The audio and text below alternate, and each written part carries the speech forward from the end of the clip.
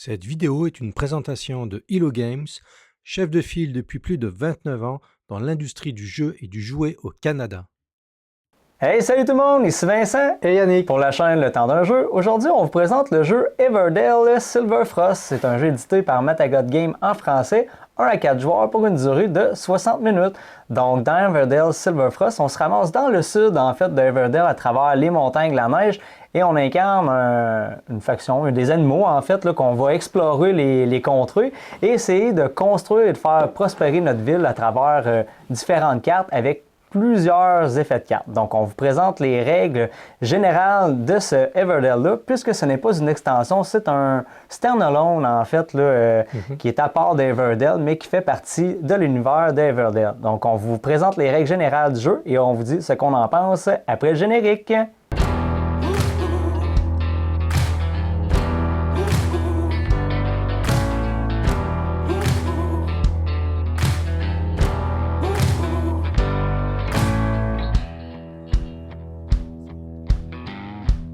En passant, on voulait remercier Hello Games qui nous a acheminé une copie. C'est pourquoi on est capable de vous faire la revue aujourd'hui de Silver Frost Everdell. On a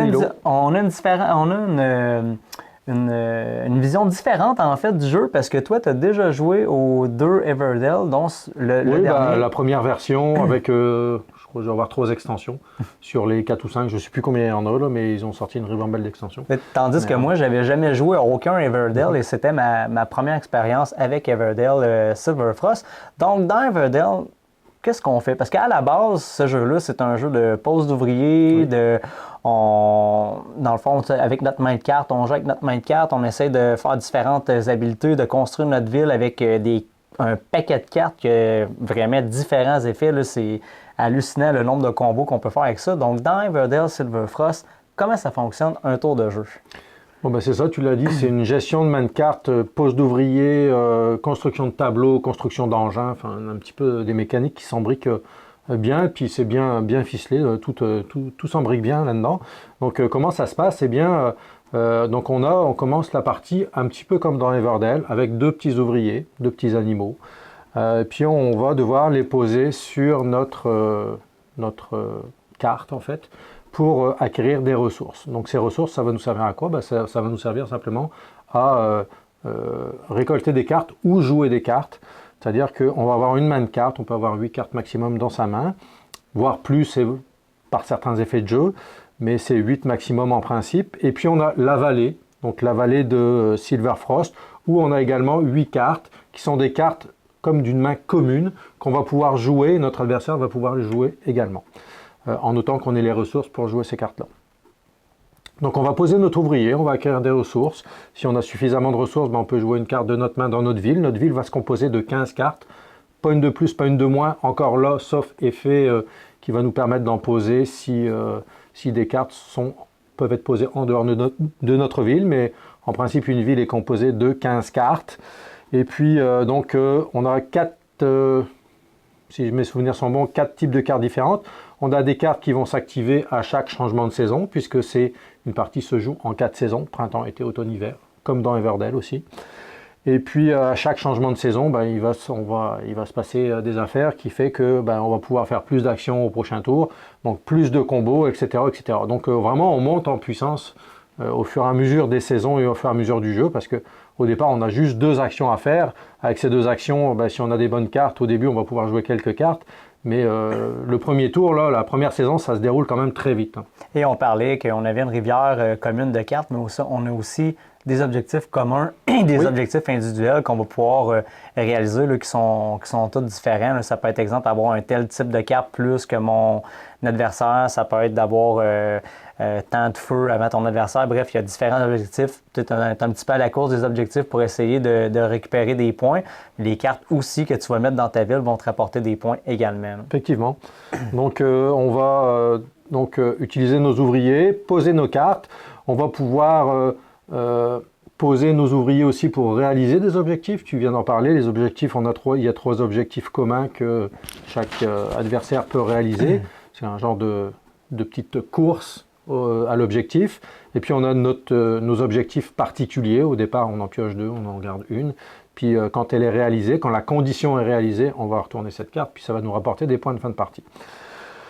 Il y a des endroits où on peut récupérer des flammes. Alors les flammes, c'est une chose importante puisqu'on est dans un monde, on est à la montagne, puis il va y avoir de la neige qui va tomber au changement de saison, même pendant l'été, puisque c'est dans les grandes hauteurs, donc il va y avoir de la neige, puis à chaque changement de saison, il va y avoir de la neige qui va tomber sur les cartes de la vallée, sur les endroits de pose d'ouvriers, éventuellement sur nos cartes de la ville. Et puis, cette neige-là va faire en sorte que ces cartes-là ne sont plus utilisables tant qu'il y a de la neige dessus. Donc, au fur et à mesure de la partie, on va pouvoir gagner des flammes, du feu. Puis ce feu va nous servir à faire fondre la neige. Donc, une fois que la neige est fondue, on va pouvoir réutiliser les cartes de la vallée, réutiliser les emplacements de pose d'ouvriers ou réutiliser nos cartes dans notre ville, puisque les cartes sur lesquelles il y a de la neige, on ne peut plus les utiliser. Et si jamais il y a encore de la neige à la fin de la partie, si on a une carte qui vaut 4 points, on perd nos 4 points parce que la neige, elle bloque la carte. Puis si on récolte en fait ces motons de neige-là, ça nous donne des points également. On les garde aussi, puis je crois que la règle, c'est qu'à la fin de la partie, celui qui va en avoir le plus, il va avoir un certain nombre de points. On vous remettra ça en commentaire, mais je ne voudrais pas dire de bêtises, mais en fait, ça va nous permettre effectivement de rapporter des points avec la neige qu'on aura déblayée. Quelque chose qui est intéressant aussi, puisque dans cette vallée et puis dans cette montagne, on a des grosses créatures. Et puis dans la montagne, on a des balises. Je ne sais pas si vous voyez un petit peu le Seigneur des Anneaux, là, quand ils allument les feux de balises, là. Mais c'est le même principe. On va aller poser un ouvrier sur une balise, on va allumer un feu, et puis ça va faire venir une grosse créature qui va nous permettre de nous aider dans notre quête, en fait. Donc, puis ces grosses créatures, elles rapportent des bonus qui sont quand même très importants et puis très forts. Donc, c'est vraiment quelque chose, moi, je sais que j'y vais assez souvent sur ces balises, parce que vraiment, ça permet de rapporter des affaires, puis ça va nous permettre aussi de faire des combos, éventuellement, grâce aux ressources qu'ils vont nous rapporter. Et dépendamment d'où ils sont situés, où tu prends la carte, ça peut te donner des points de victoire, dépendamment où ils sont situés sur la montagne, parce que plus qu'ils sont hauts, plus qu'ils valent de points de victoire quand vous la collectez. Il y a aussi d'autres effets de cartes aussi qu'on va utiliser, qu'on peut mettre dans notre ville, qui vont nous aider à utiliser ces cartes-là sans nécessairement les prendre. Fait qu'il y a vraiment beaucoup d'effets de cartes. Super important de le préciser, là, placement d'ouvrier, c'est pas un placement d'ouvrier qui est très complexe, parce que si on regarde là, sur la carte d'Everdell, la moitié des actions de pose d'ouvrier, c'est pour collecter les ressources de base, qui est le bois, la mousse, le cuivre, les glands. Les glands. Les glands, c'est pour payer les personnages. C'est pour payer les personnages. Et puis les autres ressources, bois, mousse et cuivre, ça va être pour pouvoir poser des bâtiments, en fait, des constructions. Donc, chaque bâtiment, puis chaque personnage va nous rapporter des bonus ou permettre de réaliser des combos avec d'autres cartes éventuellement. Donc c'est vraiment un jeu de cartes où ces mécaniques-là s'en mêlent très bien, c'est très fluide. Et puis à la fin de la saison, donc la dernière saison qui est le printemps, on a possibilité aussi de mettre nos ouvriers lui faire faire un voyage qui va nous rapporter des points de fin de partie. Donc ça va nous coûter un feu pour faire le voyage. Et puis ça va de 8, 6, 4 et 2 points en fait. Donc celui qui est le premier dessus, il va avoir les 8 points s'il arrive, parce qu'il y a des emplacements où il ne peut y avoir qu'un seul ouvrier.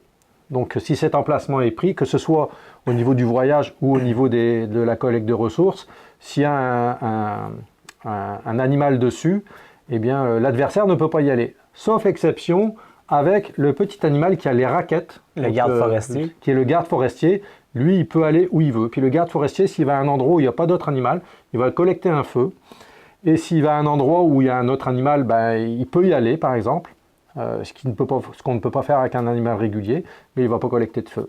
Mais ça permet un petit peu de débloquer, parce que si c'est un endroit qu'on doit absolument aller, et puis pour aller chercher une ressource, et puis on n'a pas d'autre moyen que d'aller à cet endroit-là, notre garde forestier va nous permettre d'aller à cet endroit-là pour aller chercher la ressource dont on a besoin. Fait que les tours de jeu vont quand même assez rapidement parce que tu sais, dans ta séquence de jeu, tu as posé un ouvrier ou tu peux jouer une carte ou tu te prépares pour la prochaine saison. Au niveau de la séquence de préparer la prochaine saison, qu'est-ce qui se passe dans cette séquence-là?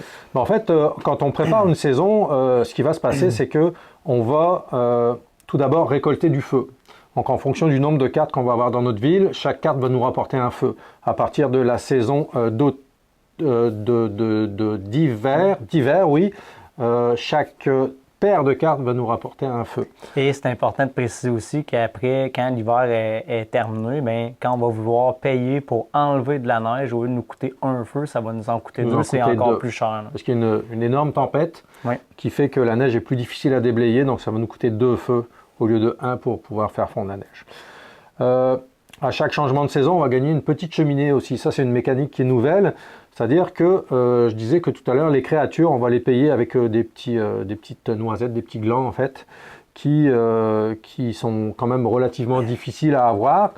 Mais il y a une autre mécanique qui fait que cette petite cheminée, si on la pose sur une construction qui a le même symbole que la créature qu'on aimerait jouer, ben on va poser la cheminée sur ce symbole-là et puis on va dépenser un feu, ce qui va nous permettre de jouer une créature quasiment gratuitement parce qu'on ne va pas dépenser son coût en fait. Donc si c'est une créature qui coûte 5 glands par exemple, ben, au lieu de nous coûter 5 glands, ça va nous coûter un feu et puis ben, on n'aura pas de grosses ressources à dépenser.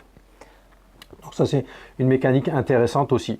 Donc on va gagner une cheminée à chaque changement de saison. Chaque changement de saison aussi, il y a la neige qui va tomber, c'est ce que je disais tout à l'heure. Donc la neige va tomber dans la vallée, sur notre ville, sur les emplacements pour les ressources. Et je crois que c'est à peu près tout. Grosso modo, il y a le... On pourrait parler de certains effets de cartes, parce qu'il y en a vraiment plusieurs. On les énumérera pas toutes, mais des exemples de cartes qu'on peut avoir, il y en a qui vont générer des ressources quand on va passer à une prochaine... changement de saison. Au changement de saison. On va les activer à chaque changement de saison. Activer. Il y en a que ça peut être des cartes qui vont nous donner des points de fin de partie. Il y a des cartes que quand on installe, nous donnent des ristournes, exemple sur des cartes qu'on pourrait possiblement acheter. Il y a des cartes qui vont nous permettre d'activer les grandes créatures dans les montagnes. Bref, la pile de cartes est quand même assez immense. Des cartes avec effet instantané. Oui, des cartes. Tu la poses une fois et puis tu as l'effet instantané. Souvent, c'est des effets qui sont quand même assez forts, mais tu l'as juste une fois dans la partie. Puis il y a des cartes qui permettent qu'à la pause, ben, ils vont donner, exemple, certains points de victoire à la fin de la partie, mais qui ne comptent pas dans tes 15 cartes que tu as dans la ville. Ils sont là, mais ils ne prennent pas de place dans ta ville. Oui, c'est ça. Il y a certaines cartes qui ne vont pas compter dans la ville. Donc, on peut avoir une ville de plus de 15 cartes avec ces cartes-là. Et puis, il y a des cartes aussi qui peuvent être intéressantes. C'est des cartes qui vont nous permettre de faire une pose d'ouvrier supplémentaire en plus de ce qu'on a sur le plateau principal. C'est-à-dire que sur cette carte, on a un petit emplacement sur lequel on va pouvoir poser un ouvrier qui va nous rapporter des ressources ou des effets de jeu supplémentaires. Donc, c'était les règles générales de Everdell Silverfrost. Donc, on vous revient avec la critique. Au niveau de la critique, ça va être un petit peu différent parce que, tu sais, moi, je vais vraiment parler de Silverfrost parce que c'était ma première expérience, alors que toi, tu as pu voir la différence entre les deux, qu'est-ce qu'il y a de nouveau, On fait juste vous le rappeler à la maison que ce Everdell-là, c'est vraiment un stand-alone, ce n'est pas une extension parmi les 18 millions d'extensions qui ont sorti à Everdell. Puis je pense que ça a été ça un petit peu mon frein. J'ai jamais été intéressé au début à Everdell parce que quand j'ai commencé à le regarder, il y avait déjà je sais pas comment d'extensions à sortir, puis ça m'a comme bloqué. Mais tu sais, ce que j'ai pensé de Silverfrost, si on commence par la base, au niveau de la production, une super belle production, les graphismes, c'est coloré, j'aime pas ça. C'est très beau. J'aime pas ça quand c'est terne, fait que je trouvais qu'il y a des belles couleurs, très, très, très thématiques, toutes les cartes là, avec tout du graphisme différent, les textes, c'est toutes des pouvoirs différents aussi. C'était vraiment très bien comme production. J'ai vraiment aimé l'insert aussi. Petit bémol pour l'insert. On disait qu'on le plaçait à la verticale. Bien, tous les petits jetons, parce qu'il y a vraiment des jetons minuscules au niveau des ressources, ça va tout s'éparpiller un peu partout dans la boîte. Peut-être que ça aurait été intéressant d'avoir un petit cover de plastique par-dessus, juste pour au moins serrer pour pas que ça aille partout. Ou alors je range mal ma boîte, il faudrait que je trouve une autre moyen de la ranger. Probablement, mais sinon, tu sais, l'insert il est là pour serrer les choses, fait que c'était vraiment bien. Matériel de bonne qualité. J'aurais peut-être aimé que les jetons de ressources soient un petit peu plus gros. Un petit peu plus gros, sont vraiment minuscules, fait que tu sais, au niveau de taponner les ressources, de la manipulation, c'est plus difficile. Peut-être qu'ils vont sortir des ressources de luxe à un moment donné. Ce qu'ils ont fait pour Everdell, effectivement, puis qui sont très belles d'ailleurs dans Everdell.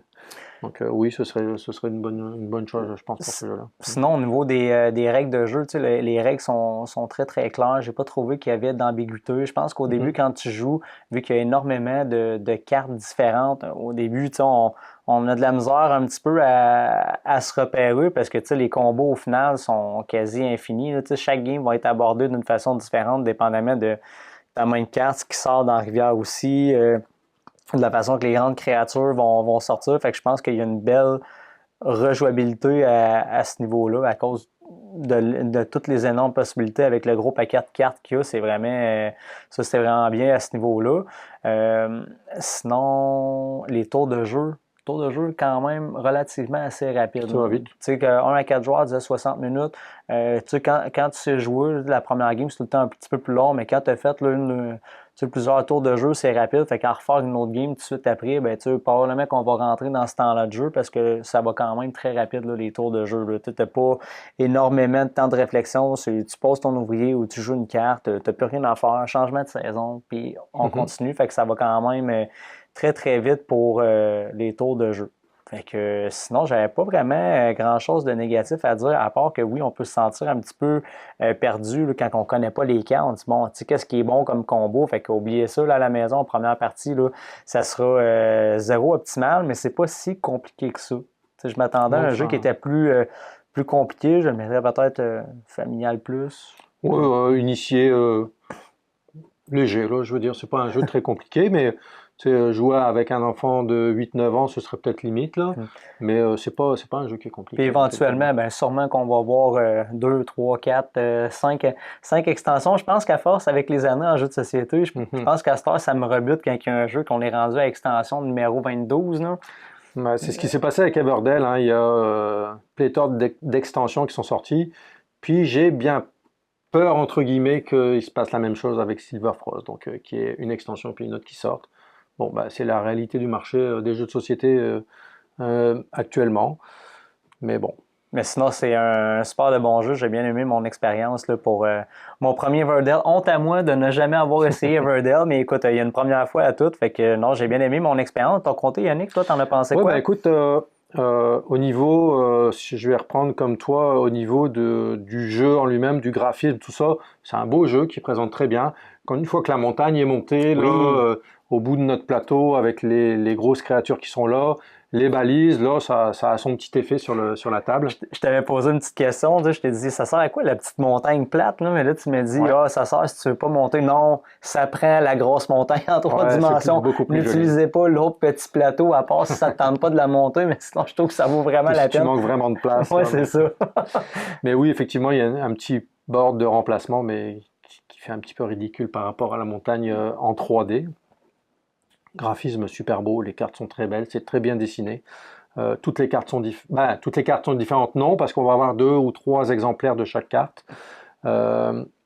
Mais ça permet aussi, quand on va jouer à 4 joueurs, d'avoir une distribution des cartes qui peut être équitable.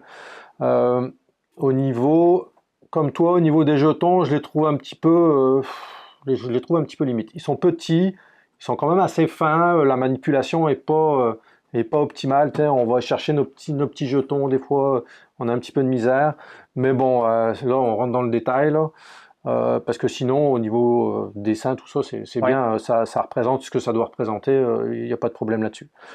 Au niveau de la mécanique du jeu, c'est Everdell. Pour ceux qui connaissent Everdell, cet Everdell-là ne réinvente pas le principe du Everdell. C'est la même mécanique générale.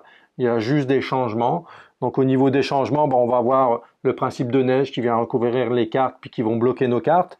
On va avoir notre ouvrier garde forestier qui va permettre d'aller à des emplacements où ou qui vont être entre guillemets bloqués parce qu'il va déjà y avoir un ouvrier.